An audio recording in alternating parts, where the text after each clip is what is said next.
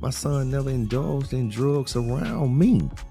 You got to realize I'm his dad, bro. And I was a... Yeah, it's been over a year since Rich Homie Quan passed, but the city's still buzzing loud.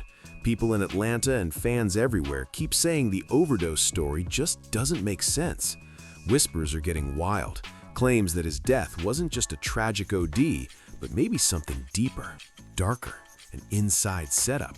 Some even allege someone close to him, maybe even family, lined him up. Yeah, but certain things I never saw him do. Sounds crazy, right? But before jumping to conclusions, let's take it back for a second. On September 5th, 2024, Rich Homie Quan was found lifeless by his girlfriend, Amber Williams. She said he was foaming at the mouth before she quickly dialed 911 in panic.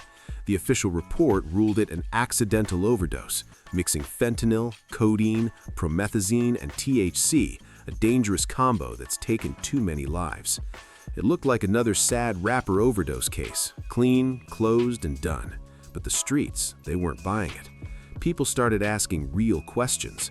Fans remembered Quan was talking about getting clean, getting focused again.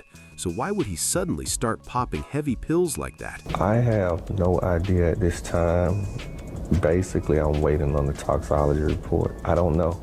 Then things started getting even more suspicious. Suddenly, Young Thug's name kept coming up in whispers and online threats. Word on the street was that Thug might have had something to do with it. That rumor alone shook the city, and people started digging even deeper. Something about this story just didn't sit right. That whole theory blew up fast because of how tight their history was. Thug and Quan started out like real brothers, locked in and making hits together. But somewhere along the line, things went left. When people dug deeper, though, they realized the fallout wasn't personal, it was business. Young Thug even spoke on it himself, saying the industry was pulling strings like puppet masters, trying to keep them apart. He claimed the higher-ups didn't want to see them link back up and take over again. Once that came out, the streets shifted quick. People started saying Thug didn't do Quan like that. That murder talk started dying down fast. One fan even wrote online, Thug loved Quan and Woody. They care about each other too much to hurt one another. Another said Thug and Quan were like Shaq and Kobe. They made straight fire together. That hit deep because everyone remembered their chemistry was unmatched. But then came the question that nobody could ignore. If it wasn't Thug, then who could have done it? That's when things started getting darker. Whispers started floating that maybe someone close to Quan, someone inside his own circle, had something to do with it. People were asking, how could something like this happen unless it was someone he trusted? We had a unique relationship because we were father and son. We called each other my best friend. Now that the case files have been reopened, those quiet whispers are getting louder and louder. Some are even saying it could have been a family member that lined him up. Quan's father is still grieving hard to this day. When he talks about that night, the pain in his voice says it all. He breaks down every time because his son wasn't just family, he was his pride. Quan's pops grew up without a father, so he made sure to be there for Quan every single step of the way. Their bond ran deep, deeper than most could ever understand. Quan leaned on his pops heavy. He trusted him with everything. They talked about life, success, struggles, and everything in between. So when his dad got that heartbreaking call saying his son had died from an overdose, he knew deep down something was off. It just didn't make sense. We spoke daily. We spoke several times. The day before he passed, I looked at my phone. We were on the phone like 11 times. Quan wasn't into pills like that. His father said straight up, he might have smoked, he might have drank, but pills? That wasn't my boy. That's why from day one, he's been calling foul play. He's been saying the overdose story just doesn't sit right. And honestly, when someone knows their child like that, you gotta listen. He said he could always tell when something was wrong with Quan, and this whole overdose explanation, it didn't match his son's habits or mindset at all. Then came the toxicology report, and that's when things got even weirder. People in the streets were quick to point out how fast the results came back. Normally, those tests take time. Blood work, lab analysis, official verification. It's not supposed to drop overnight. I'm asking you for what you told the police. And I'm answering you. I just told you several times. I tell the police anything. Okay. So when it did, folks started saying, nah, something don't smell right. And when you mix that with what Quan's father was saying, that his son wasn't taking pills like that, the theory of foul play started to look more real. Disciplinarian, I was strict, structured, so certain things I didn't see. I never saw Quan pop a pill in front of me. I saw him smoke weed. I saw him drink. Now let's rewind to the morning Quan was found. His girlfriend, Amber Williams, said she discovered him unresponsive, foaming at the mouth. She called 911 right away, but there's a twist. People online couldn't help but notice how calm she sounded during the call. That detail made everyone start asking questions again. Something about that morning just didn't add up. People online couldn't stop talking about that 911 call. Some even said Amber sounded more like she was ordering a pizza than calling for emergency help. It was that calm. What really threw folks off was when she asked to add Quan's dad to the call, which felt strange timing-wise. Street sleuths started replaying that clip over and over, saying that part didn't sit right. Nobody was accusing her outright, but the question kept popping up. How could she sound so calm if she had just found her man like that? And when you realize she'd just come back from taking the kids to school, those few lost minutes suddenly started to look real important. Now the talk is, did Amber know more than she let on? Things got even murkier when Quan's brother, Andre, stepped into the picture. In footage and interviews that surfaced later, Andre claimed he found Quan on the kitchen floor with food still in his mouth. But instead of calling for help immediately, he moved Quan to the couch. That's when street corners started buzzing, calling that move real suspicious. Why move him first instead of dialing 911? Then came the part that really set people off. After Quan's passing, Andre was seen online wearing Quan's clothes, even posting with laughing emojis. People thought that was cold. Rumors spread fast. Some said he was trying to sell obituaries and even reached out to Future about a collab just days after Quan's death. That had fans asking wild questions. Did Andre already know Quan was gone before help came? Was he taking photos or passing info to someone? Could this all be part of the so-called inside setup? These questions haven't gone away. I can't drop no music, my show money down. Man, I got a dark cloud over my head. They're just getting louder. The spotlight is now burning hot on Andre, Amber, and even a woman named Kia Brown, who was reportedly at the house that morning. Kia's behavior raised eyebrows too. Sources say she tried to leave when police showed up and gave sketchy answers about who else was there. Everything about that morning feels twisted, and the more people dig, the stranger it all gets. When you add in all the side pieces and so-called friends hopping on social media with their own stories about Quan's habits, the whole web gets even messier. Everyone who was in that house that morning, 4 people total, has now become part of this twisted puzzle. Some of them claimed they saw Quan struggling before it all went down, and that detail got street watchers paying real close attention. Then came a chilling twist. Rapper Hurricane Chris jumped in and dropped a bombshell. He suggested that Quan might not have overdosed at all, but could have been poisoned. Not a bad pill, not an accident, something deliberate. That shook people up bad. Online threads blew up overnight with theories and screenshots flying everywhere. Folks started connecting dots that nobody had thought about before. Word started spreading that Quan was supposed to testify in a major YSL case. Yeah, that one. He was supposedly getting a fresh start, cleaning up, and maybe even ready to speak up about what really went down. But then people started wondering, what if someone didn't want him to talk?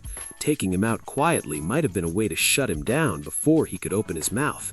And when you mix that with whispers about family drama, it turns the whole thing into one big storm of suspicion. And people haven't forgotten about that old YSL angle either. Fans still remember the barbershop shooting in Atlanta where Quan's father was hit. That moment still lingers in people's minds. It's like every piece of this story leads to another shadow, and nobody's sure who's really pulling the strings. Some of the first theories floating around pointed straight to industry jealousy. People were saying certain folks in the game couldn't stand how grounded Quan was. He had a solid father figure, real guidance, and wasn't just another rapper out there losing himself to fame, and that rubbed some people the wrong way.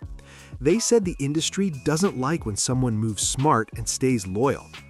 At one point, rumors tried to drag young Thug back into it, but when people looked deeper, that angle started to fade quick. Thug had nothing to gain from hurting Quan, and insiders later confirmed it. They said he had deep respect for him. Word is, when Thug heard about Quan's death during one of his own trials, he froze. People in the courtroom said he looked shattered. That wasn't fake pain, that was brother-level heartbreak. Then, out of nowhere, Birdman's name got pulled into the mix. A major power player in the industry, he was the one who allegedly brought Quan and Thug together in the first place, something Quan himself once confirmed. But here's where it gets wild. When Birdman saw how strong the duo was becoming, not just musically but financially and in influence, word on the street says he stepped in. Some say he didn't like how unstoppable they were getting and decided to shake things up. As the story keeps unfolding, new scandalous tales about Rich Homie Quan's final months have been bubbling up, and they're wild. Behind the scenes, Quan wasn't just dealing with music drama. He was caught up in tension, betrayal, and a few nasty fallouts that got people talking loud. Word is, Quan had started drifting from some of his longtime crew, especially a few folks who felt left behind once he started leveling up again. The energy got weird. Money, loyalty, and pride started clashing hard. One major rumor says Quan had a heated argument with a close collaborator just weeks before he passed. Sources claim the two had words over unpaid royalties and studio time gone wrong. Voices were raised, threats were made, and people around them said it didn't end on good terms. That same friend was later spotted acting strange online, posting cryptic messages that fans now look back at as eerie.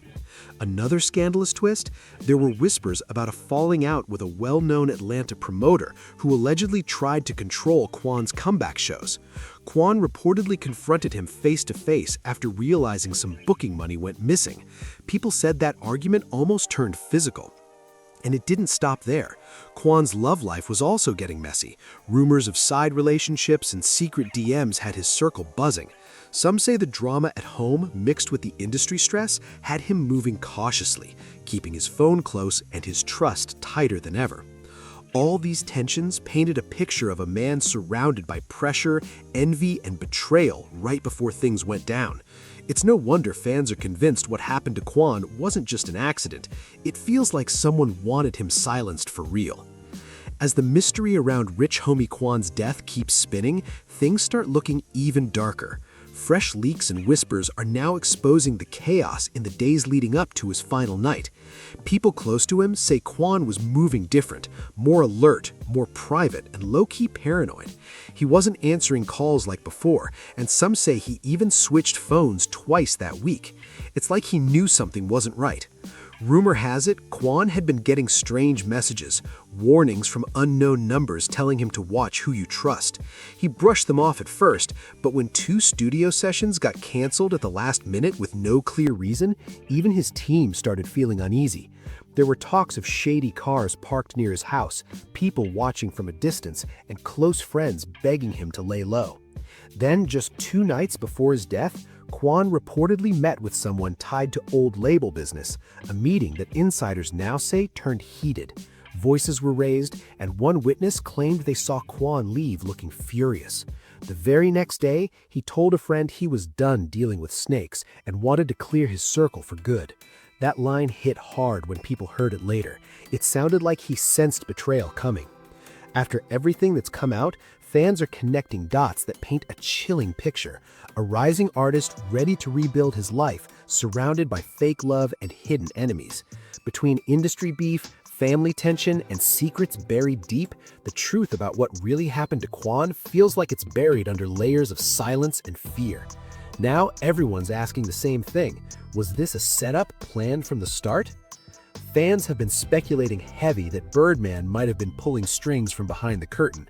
The theory goes that Birdman didn't want Quan and Thug to get too powerful, too untouchable. With the kind of influence Birdman had, that level of control and manipulation doesn't sound too far-fetched to street eyes. Insiders and online chatter keep painting the same picture, a setup full of control, jealousy, and maybe even betrayal from someone Quan trusted the most. One fan dropped a brutal line that had people talking.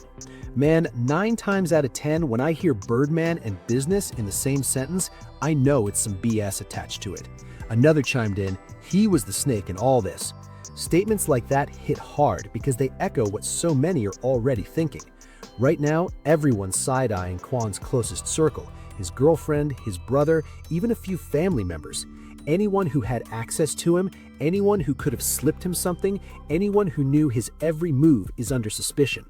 When you mix all that with the pain and disbelief from Quan's father, who's been vocal that the Overdose story never made sense, it's clear the streets aren't buying the accident label. The theory that Quan didn't die from a simple overdose is stronger than ever, and the real question now is who was truly around him that morning? Who had something to gain? Was this really an inside setup that took out one of Atlanta's most beloved voices? The story's far from over, and every day new clues and whispers keep surfacing. So what do you think really happened to Rich Homie Quan? Was it foul play, betrayal, or something even deeper? Drop your thoughts in the comments. Hit that like, subscribe, and share the story, because the next video, it's about to get even crazier.